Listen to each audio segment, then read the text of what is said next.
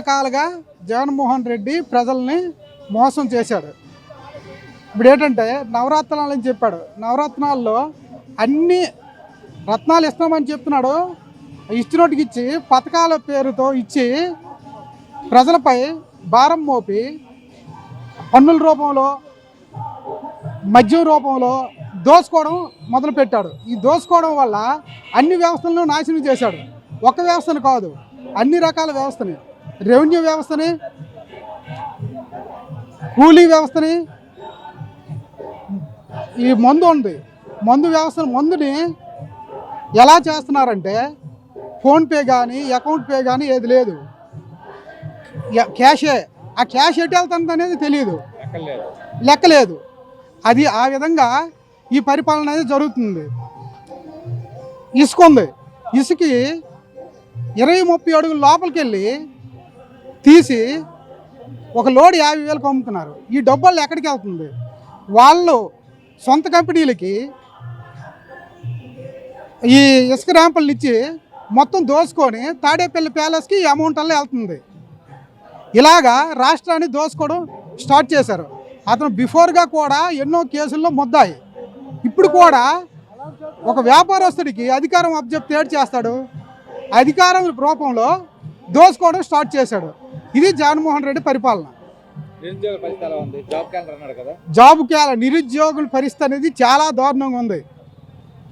ఇప్పుడు ఉండే ఉద్యోగస్తులకే జీతం ఇవ్వలేని పరిస్థితిలో నిరుద్యోగులకి ఎటువంటి హామీలతో వెళ్ళాడు జగన్మోహన్ రెడ్డి? వాళ్ళందరికీ ఉద్యోగాలు ఏవి? టీచర్స్కి ఉద్యోగాలు ఎక్కడ ఉన్నాయి? ఏవైనా పోస్ట్ తీసారా? మిగతా అన్ని వ్యవస్థల్ని నాశనం చేస్తాడు కదా. అవన్నీ కూడా చాలా ఇబ్బందిగా ఉంది. మొత్తం వ్యవస్థ మొత్తం సర్వనాశనం అయిపోయింది. కనుక ఈసారి జగన్మోహన్ రెడ్డి గద్దె దించడం అనేది ఖాయం. చంద్రబాబు నాయుడు మళ్ళీ అధికారంలోకి వస్తాడు. మళ్ళీ ఈ రాష్ట్ర పురోగతి అనేది చంద్రబాబు నాయుడు వల్లే సాధ్యం. శ్రీకాకుళం నియోజకవర్గ ఇన్ఛార్జ్ అనేది అది చంద్రబాబు నాయుడు గారి దృష్టిలో ఉంది. అతను ఏ నిర్ణయం తీసుకుంటే ఆ నిర్ణయం కట్టుకోవడం. ఇన్ఛార్జీలు మారుస్తున్నారంటే కలెక్టర్లకి, ఎస్పీలకి ట్రాన్స్ఫర్లు ఉంటాయి, కానీ ఎమ్మెల్యే ట్రాన్స్ఫర్ అనేది ఎక్కడైనా చూసారా? జగన్మోహన్ ప్రభుత్వంలో మాత్రమే మనం చూస్తున్నాం. అంటే ఎంత దారుణమైన పరిస్థితిలో ఈ ప్రభుత్వం ఉందనేది ఆలోచించండి. రాష్ట్రం మళ్ళీ పూర్వవైద్యం రావాలంటే మళ్ళీ చంద్రబాబు నాయుడు నాయకత్వం అవసరం. ఈ రాష్ట్రానికి మళ్ళీ చంద్రబాబు నాయుడు సీఎం గారు అయితేనే పేద ప్రజలకు కానీ, ఉద్యోగస్తులకు కానీ, అన్ని రంగాలు ఉన్న వ్యక్తులకు కూడా న్యాయం జరుగుతుంది. అందరూ కూడా అన్ని రంగాల్లో కూడా న్యాయం పొందాలంటే చంద్రబాబు నాయుడు మళ్ళీ అధికారంలోకి రావాలి. ఉద్యోగస్తులు నాశనం అయిపోయింది. ఎందుకు అంగళవాణి తగ్గు పెట్టుకొని నానా హింసలు పెడతాం. ఎంతసేపు చూసినా బౌడవసలు అవి ఇవి ఉపకారాలు చేసి తాగుబూతులు అయిపోతాయి. పెన్షన్లు పెంచాం. ఎక్కడ చూసినా ఆడవాళ్ళు 4-8 సంవత్సరాలు 18,000 ఎందుకండి లేనిపోనిది. ఈ ఆటో వాళ్ళ కింద 10,000 అండి ఇచ్చి వాళ్ళకి ఎంత నష్టం అండి. మళ్ళీ ఈ లేనిపోని పెట్టి పథకాలు పెట్టి పాడిట్ తప్పనిసరిగా మనకు వచ్చి తెలుగుదేశం వస్తేనే మనం బాగుపడతాం. కాకపోతే నాశనం అయిపోతాం గ్యారంటీ. అయిపోయినాం మరి ఇంతగా మరి లేదు. మరి ఏమైనా తెచ్చుకోనరా? సర్వనాశనం బ్రిటిష్ పరిపాలనగా ఉంటుంది మనకి. ఇంతకన్నా మరి ఏం చెప్పలేము సార్. అయ్యా నేను అంటున్నాను, నేను బాగా చూస్తాను. మనం గమనించిన వాళ్ళు ఉన్నారు కదా వేరే, వాళ్ళు చెప్పాలి కదా. వాడు చెప్పుకుంటూ ఉంది అయితే మనం చెప్పుకోవద్దు. నేను రాముడికి ఎల్లకాలం కొలుస్తాను, నా గొప్పతనం చెప్పాలి అయితే. ఎదుటోళ్ళు అనాలి ఇది బాగా చూస్తున్నాడు, ఈ పక్క చూసి సుఖమాడేది. అలాగే అతని పరిపాలన ఏమీ బాగోలేదు గ్యారంటీ. నెక్స్ట్ రాష్ట్రం బాగులో మనం చంద్రబాబు నాయుడు కంపల్సరీ మనకు రావాలి. వస్తేనే మనం ఉంటుంది. ఇదే మనకి. రాకపోతే మనం నాశనమే. చూడక్కలే బ్రిటిష్ లాగా ఉంటుంది మన పరిపాలన. అంతా పాడైపోతున్నాం. అది గమనించాలి ప్రజలు. ఏది నిరుద్యోగం అయిపోయి ఎవడు ఏనా కొడుకులు కొని చల్ల పట్టుకుని ఎందుకు వ్యాపారం మాట? ఎందుకండి టికెట్లు టిప్పెట్లు చూపిస్తాను?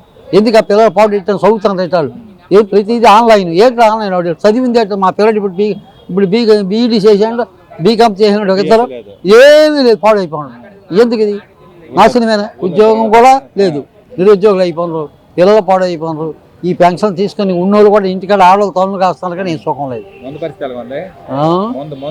మందు పరిస్థితి ఇది. ఎందుకు ఈ మందులు తాగిస్తే ఏమండి? మందు కూడా పాడోగల శరీరాలు ఎంతమంది చస్తాను అది గమనిస్తాను. రౌడేనే కొన్ని అతనైనా అంటాడు దాని గురించి పట్టించుకోవడం లేదు, వదిలేండి.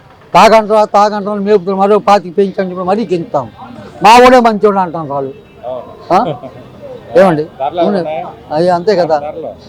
ధరలు ఏది మనం కొనగలిపండి. అప్పటికి ఇప్పటికి ఎంత పరిస్థితి వచ్చింది అది గమనిస్తాండి. ఎవడు అది గమనించలేదు. ఈనాడు సబ్బులు కొనలేము, ఉప్పులు కొనలేము, మినపగుళ్ళు కొనలేము. ఏ తినుబడి సామాన్లు ఎవడేం తినగలడా? ఎందుకు మనకి ఇస్తామన్నాడు బ్యాంక్? మన వస్తువు కొడుకోమన్నాడు లజ్జాకి వెళ్ళి. ఆ కొండ మనం పోషించమన్నాడు. వేళగా ఎలా పోషించగలడు? లేవు. చెప్పండి సార్.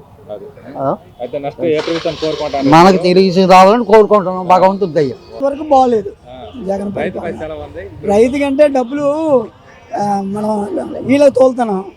మిల్లర్కి 5-6 కేజీలు తీసుకుంటాను. 20 రోజులు డబ్బులు పడుతున్నాయి. 20 రోజులు నెల అవుతుంది. ఎక్కువ ఉంది దళారులు ఎక్కువ ఉంది. ప్రభుత్వం అంటే మరి బాగోలేదు కానీ మన చేతిలో ఏముంది?